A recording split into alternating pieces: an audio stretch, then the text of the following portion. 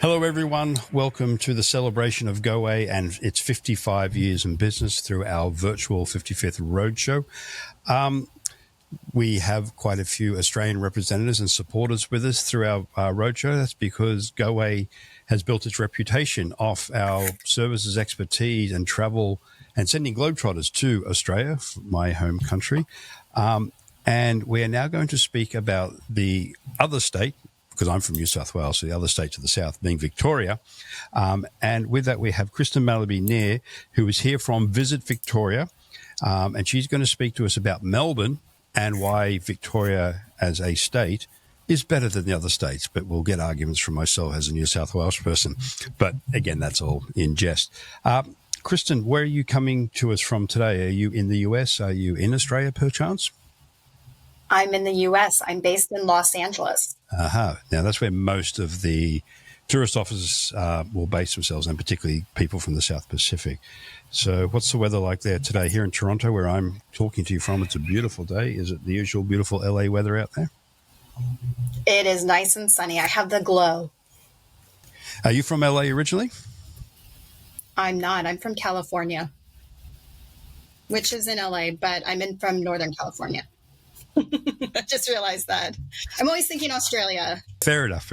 Okay, we're not here to talk about California as beautiful it is or LA as beautiful it is. We're here to talk about Victoria and Melbourne. So on that note, I'll pass it over to Kristen. All yours, Kristen. Fabulous. Thank you so much. I'm so excited to share what's Melbourne and Victoria and how we're just every bit different. I know we talked about all the other states and there's something special in each, but I am going to share what is unique about Melbourne. But before I share all those different bits, I think we have to go through the getting there bit. And that really revolves around our direct access. So Qantas, United, and now Delta starting in December is going to be flying directly into Melbourne. There's also flights from Dallas and San Francisco. So great connections. Plus, you can hop over from Honolulu on Qantas. It's very easy. And once you land, as you can see with this map of Australia, Victoria is the southernmost mainland state. It's small and compact, but don't let that fool you. And its compact size, it packs a lot of different bits of experiences to really experience the best of Australia. So once your clients land, you can see here the cityscape in the background of this map. Beautiful skyline mixed with laneways and Victorian architecture with modern skyscrapers.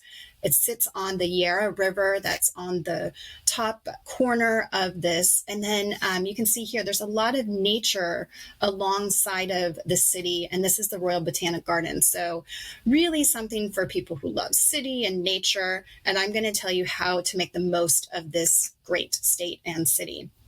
So really, we kind of start with the every bit iconic bits. And you've probably heard Melbourne described as Australia's culture capital. It's filled with beautiful laneways and architecture, great shopping, our Flinders station right there with our trams passing by. There's some icons, but it's not like the icons in other places where you have the Eiffel Tower and people are rushing around to check those off.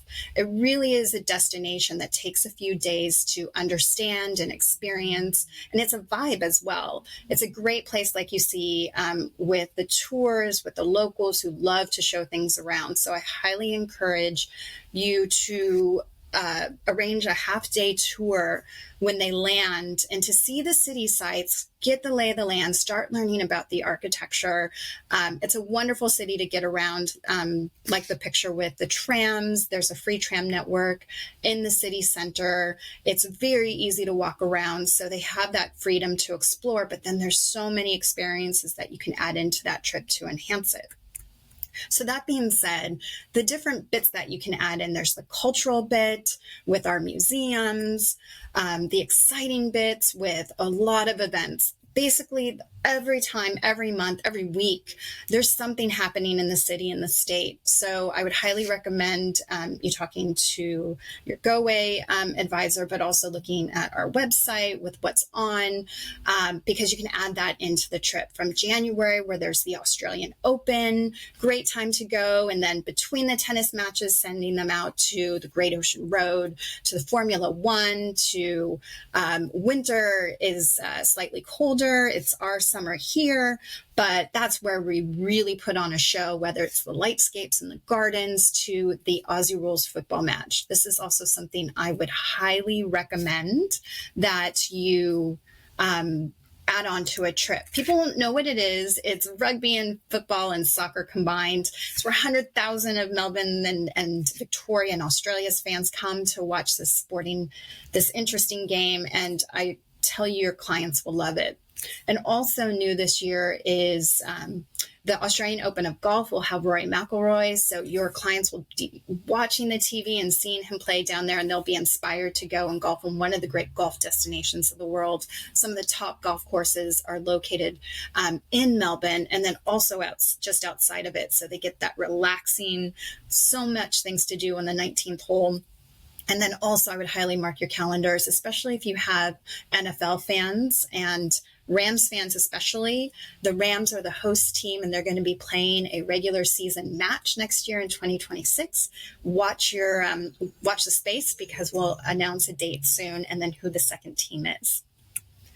And that being said, there's so much on offer with hotels, whether it's big brands that GoAway works with, smaller boutique hotels and neighborhoods. A lot of Australian brands, or a lot of America's brands and the world's brands are opening up hotels, and especially in Melbourne. We have the highest hotel room inventory in Australia. So lots of options, whether your clients want something luxury to really that boutique experience. I just want to highlight one right here. One hotel has just opened its doors on the banks down over in the Docklands area. And it's a wonderful addition, sustainable hotel, excellent restaurant.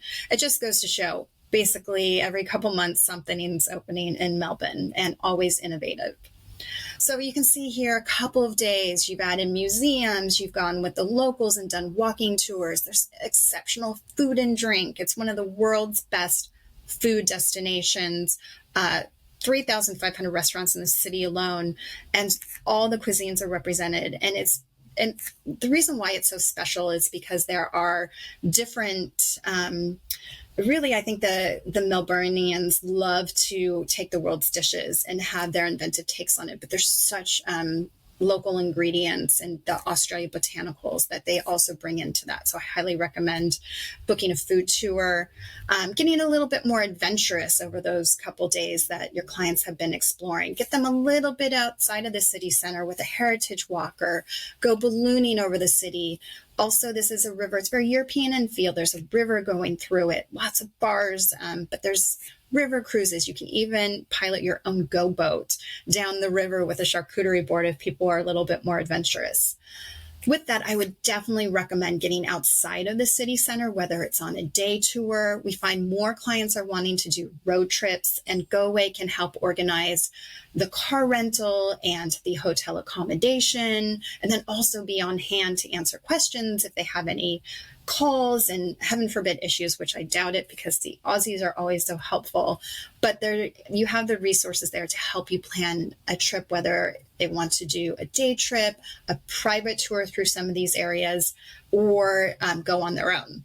But I love this map because you can see just within the distance, even that hour ring is our most popular experiences, from the Yarra Valley down south, the Mornington Peninsula, hugging that bay, to Phillip Island where the penguins are, and then over if you're heading west up to the Great Ocean Road. So I just want to dive into those and kind of explain a little bit so you can match the experience to your client. And sometimes they want to see all of these, which you can do in probably 3 to 7 days. You just take some really great planning and experts. Great Ocean Road, very iconic, one of the Australia's and the world's best drives. Lots of ways to see it. I highly recommend a day trip, but if they're short on time, but really getting out on the road and making sure they overnight in one of our small coastal towns. They can eat at Bray, which is this fine dining restaurant, or go and explore the 12 Apostles Artisans Trail. There's also wonderful wildlife sanctuaries and places to see koalas and kangaroos and birds in the wild. And there's also a UNESCO World Heritage Site called Bunge Bim, where they get insights in the indigenous culture.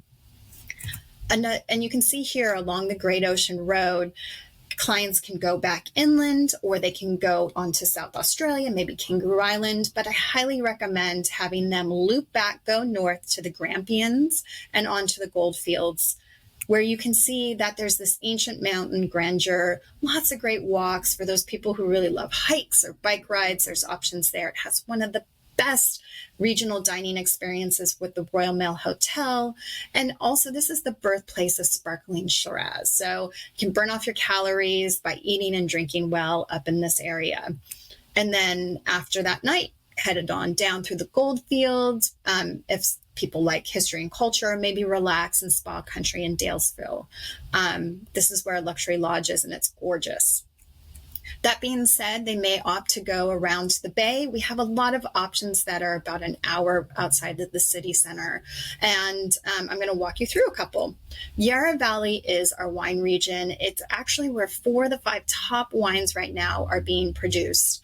And it's a great option to go wine tasting, but there's also very family-friendly experiences and experiences for people who love wine or just want to be in the ambiance of it. So can go to estates and do tea time and or wine tasting. In this corner right here, you can see the world's best gin is actually found in the Yarra Valley, and you can make your own gin.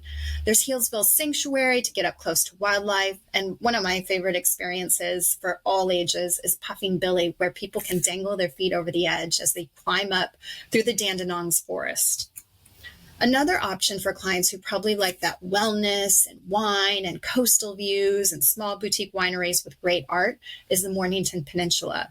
Here you'll get all these type of activities to get you out and about, but then let you relax. I actually like this option at the beginning or the end of a trip because then you can just unwind and kind of take a breath. And at the end of the day, actually, Victoria is Australia's spa capital, and we have a bathing trail, which means you can go to these natural hot springs. This one is the Peninsula Hot Springs, and just across the road is Alba. And last but not least, Phillip Island is one of those experiences around the bay, is our island sanctuary and famous for our little penguins. A lot of options for day trips where some depart at noon, probably better in the summer when there's a lot more daylight hours.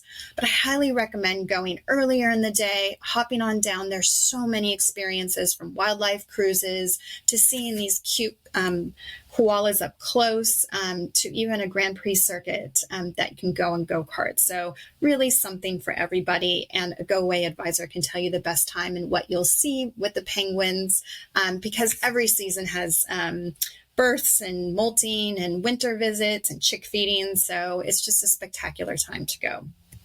I kind of want to just, from the Penguins area, if somebody really likes to get off the beaten path, they can do the Penguins to Prom and head into Gippsland on their way to Sydney. It's the Sydney to Melbourne touring route.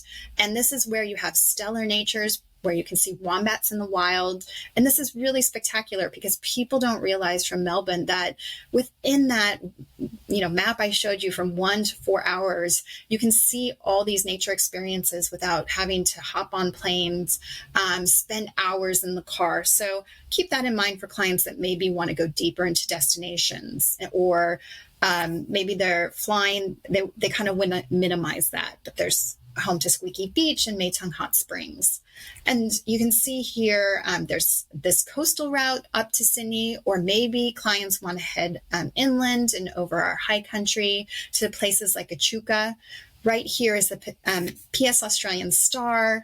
It's a deluxe paddle boat that is brand new. It's actually sold out for next year. There's a couple sailings. So if you really like paddle steamers or really unique river cruises, I would talk to your Go Away advisor, because this is a great option. Has an elevator, so if people have accessibility issues, they can get up and down to their suites. And then you're seeing these red gum forests and wineries along the way. It's just a gorgeous experience. So that being said, I think I've walked you through a bit, and there's so much more to explore. Highly suggest going to goaway.com. They have a lot of Melbourne tours and vacation packages that we talked about. But in the meantime, to stay inspired, follow our social so you can see what's happening in real time, or visit our website. And I just want to thank you. Thank you very much for that, Kristen. There's always been a very healthy rivalry between the cities of Sydney and Melbourne. And as you can see, Melbourne in particular has so much going for it, so many sports events in the city itself and in the state as well. Just a little side note, a little bit of proud Aussie shout out here is you do have the Australian F1 in Melbourne every year. And the current, as of where we're in September now, the current championship leader happens to be a Melbourne boy by the name of Oscar Piastri. So a nice little tie in there to some of the sports events that happen down in Melbourne. Also, it's a beautiful colonial city. It's got a lot of colonial history as well. It's famous for its cafes. It is a really cool city, and it's a very, very pretty state with lots and lots of things to do. So I'd like to thank Kristen for sharing all that fantastic news and information about the state of Victoria. As she mentioned, there's lots of avenues to get more information, both directly with the tourism boards,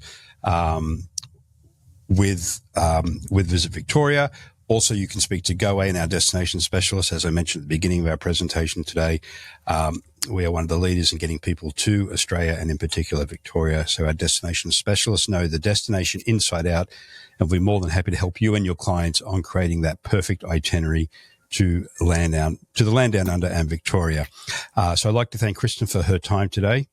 And also I'd like to thank you, as always, for your time. We know you have busy days out there, and we appreciate you taking the time to listen to us and our very supportive partners, and also in celebration of 55 years in business. So thank you, and thank you, Kristen. Thank you.